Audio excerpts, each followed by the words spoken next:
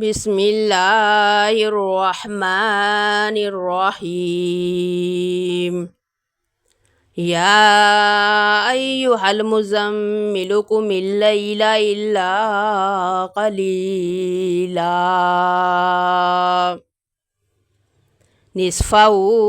أو انقص منه قليلا أو زد عليه ورتل القرآن ترتيلا إنا سنلقي عليك قولا ثقيلا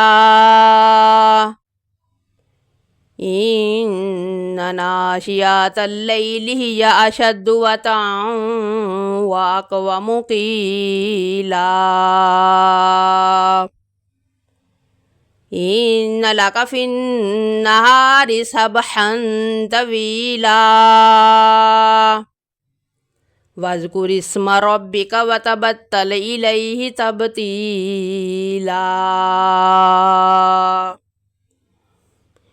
رب المشرق والمغرب لا إله إلا هو فاتخذه وكيلا واصبر على ما يقولون واهجرهم هجرا جميلا وذرني والمكذبين أولي النعمة ومهلهم قليلا إن لدينا أنكالا وجحيما وطعاما ذا غصة وعذابا أليما يوم ترجف الأرض والجبال وكانت الجبال كثيبا مهيلا إنا أرسلنا إليكم رسولا شاهدا عليكم كما أرسلنا إلى فرعون رسولا فعصى فرعون الرسول فأخذناه أخذا وبيلا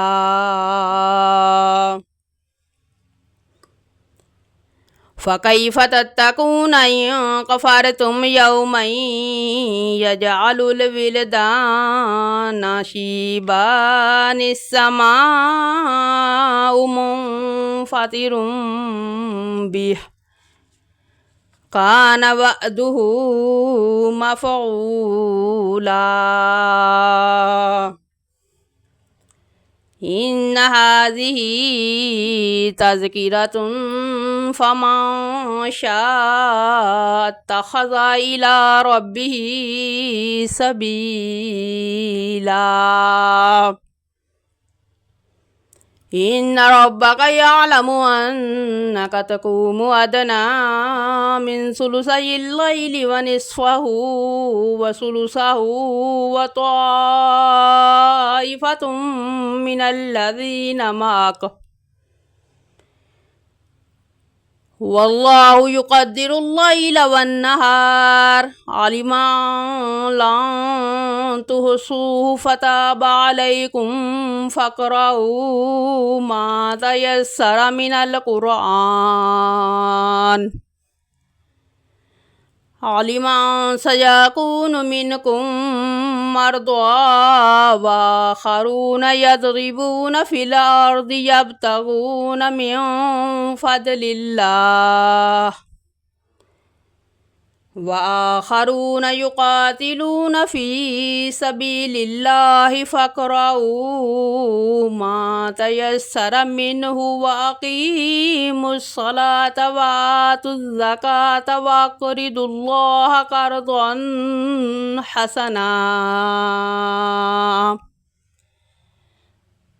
وما تقدموا لأنفسكم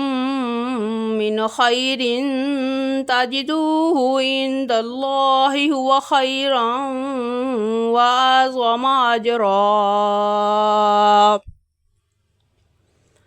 وأستغفر الله إن الله غفور رحيم.